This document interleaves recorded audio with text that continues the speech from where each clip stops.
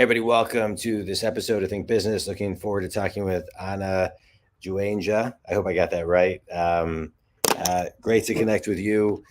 Looking forward to talking about intellectual property. You're an intellectual property attorney, founder of Anna Law. You help celebrities, athletes, influence startups, entrepreneurs, corporates, and corporations secure and monetize their brands in the U.S. and abroad. Good to meet you, Anna, and looking forward to this topic. So I think it's a really interesting one as a business coach and someone who works with successful people who are stuck to get them unstuck. I think this is, I run across a lot of people. I was actually talking with my son today about an idea that he had and just the intellectual property behind it. Where do people get stuck going from idea to actually doing something with the idea?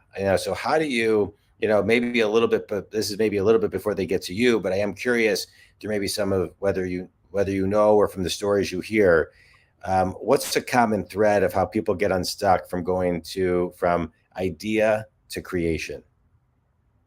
So actually, I encounter a lot of it. So I think the biggest issue that people encounter is that they invest a lot of resources and time into developing things that aren't worth anything. So your product or brand, whatnot, cannot be worth anything for various reasons. Whether there's truly just no market need for it, it is not an improvement upon anything that people would want. There is nothing in the idea that can be protected, and therefore anybody and any Chinese manufacturer can just mass produce and rip it off and sell it and put a little more ad dollars behind it and overtake you. So there's no point in doing that type of idea. A lot of people, I would say, just get lost in their idea because they don't know how to take their idea and actually execute the steps that it takes to bring that to market. So there's very specific steps. It's almost a formula. And if you just follow it and your product is even somewhat useful, you're going to be successful. But, most people are not that organized or focused. Yeah. So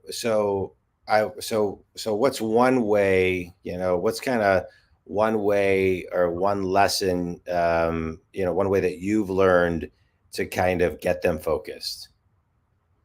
I would say the biggest thing, that I encounter as an attorney working with hundreds of startups, at least hundreds every week, is you should figure out what you're doing pretty early on, and you should cease investing into anything that is not valuable almost as soon as you figure out that it's not valuable. And unfortunately, if you are especially a younger, more novel entrepreneur, first-time founder, it's going to be hard for you to identify what isn't worth investing into. So you really need the right team, you need the right attorneys, you need the right coaches around you. If someone's developing an app and their app just simply is not eligible, it doesn't have any patentable subject matter, why are you going to spend $50K developing this app that anyone else can literally replicate and take from you? Why are you going to invest into a product where you're in an extremely saturated market and your product is inferior? Why are you going to do certain things? So identifying that immediately and shifting focus to investing your time and resources into, protectable IP assets and a better brand and better, sales strategy that's going to actually make you money is a better pathway. Yeah, no, I think that's really great. Doing your due diligence. I mean, there's a lot of good ideas, but it's kind of like in the same line that you're talking about. You still got to find out if people will pay for an idea, and in your case, you're talking about doing the due diligence to make sure that it's worth the investment. So I love what you're talking about. You talked about surrounding yourself with the right people and the right coaches, so you don't just fall in love with the idea and keep on going forward with it and spending money and time and resources. And so when it comes to this, besides yourself, who are some of the other mentors that people need to surround themselves with? So if they have? I Yeah. always say, I'm always in the vein that you should only take advice and guidance from licensed professionals or people who have done what you want to do, or they're in a position in life that you want to be in. Because there's a Yeah. lot of information out there, and there's a lot of, 25, 30-year-old business coaches who have never had an 8-9 figure business before, and they're trying to give advice to you. It doesn't make sense. So there's a lot of unqualified people out there. At least if someone's a professional, usually you're going to have recourse if they mess up and give you bad advice. But even then, you have to vet your attorneys, CPAs, everybody really carefully. And, I think vetting business coaches is just really hard because it's a really unregulated industry.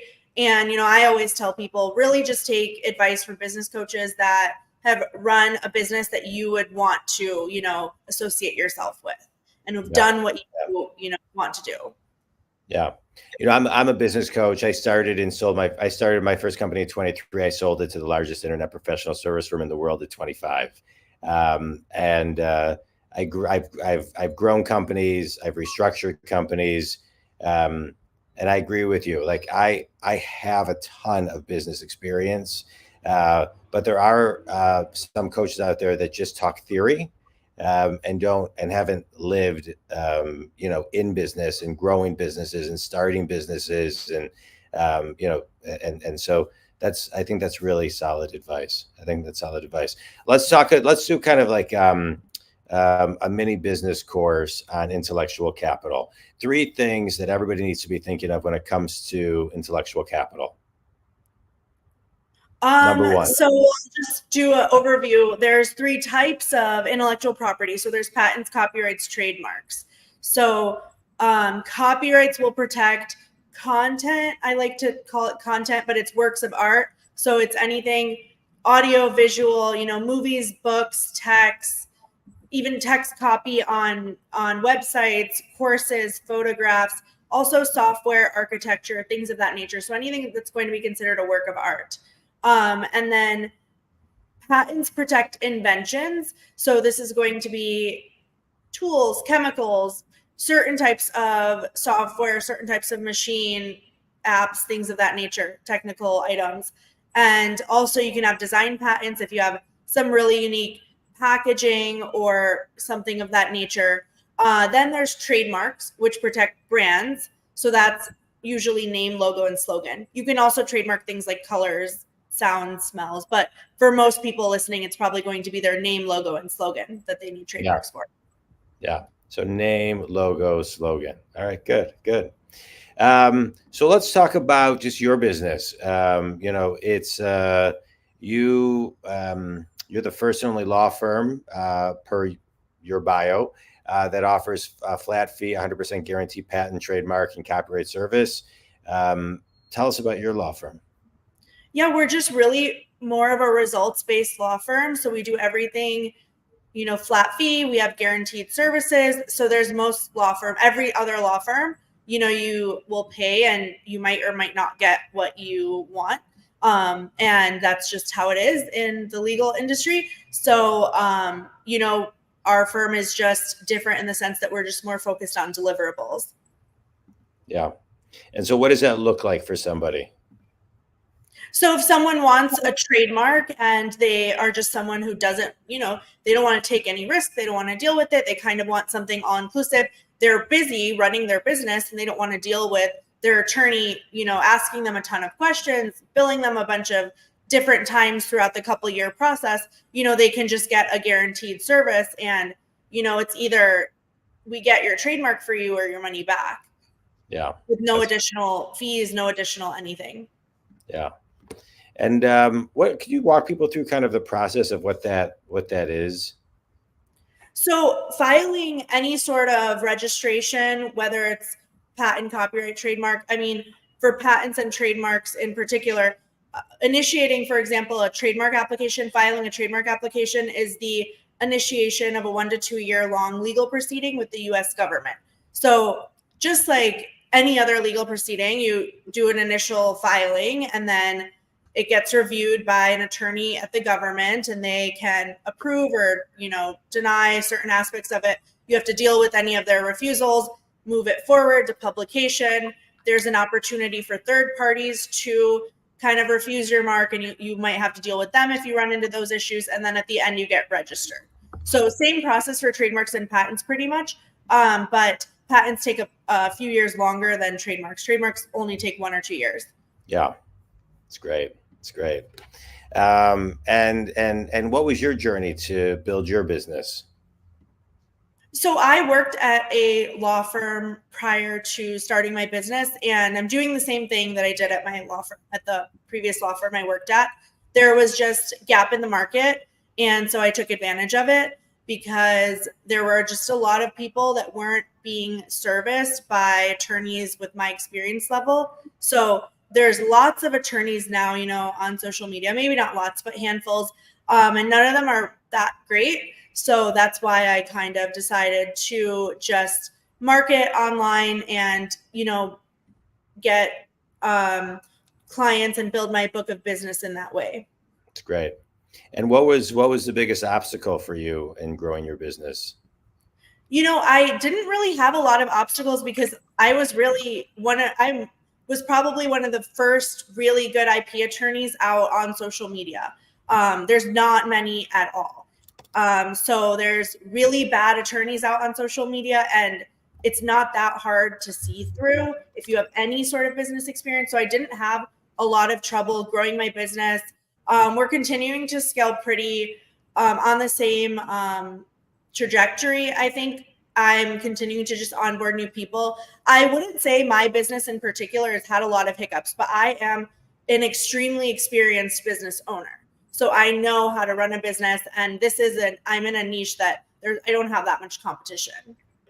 Yeah, it's great. Or at least I don't have any competition with the deliverables I deliver, right? Because if people are choosing between 2 attorneys and I'm saying I guarantee it for you and the other attorney doesn't, they never go with the other attorney. So it's been really, everything is really easy in my business because I have a better product than everyone else. Yeah. All right, cool. Quick speed round. Book that's made a big impact on you. Book that's made a big impact on me. There was a book, I want to say it was called Spark or Ignite the Spark, something of that nature. And it was just about why some stories catch on and why some don't. And that kind of taught me everything about creating viral content. Yeah. Best piece of wisdom you've ever received.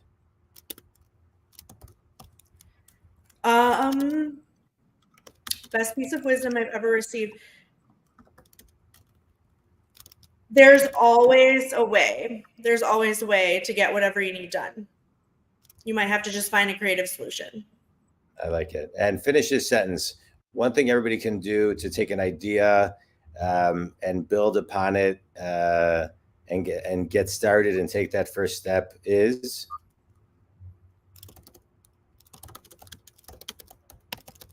Is to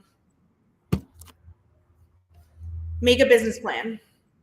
Right, spend 100 hours on a business plan. Yeah. All right, good.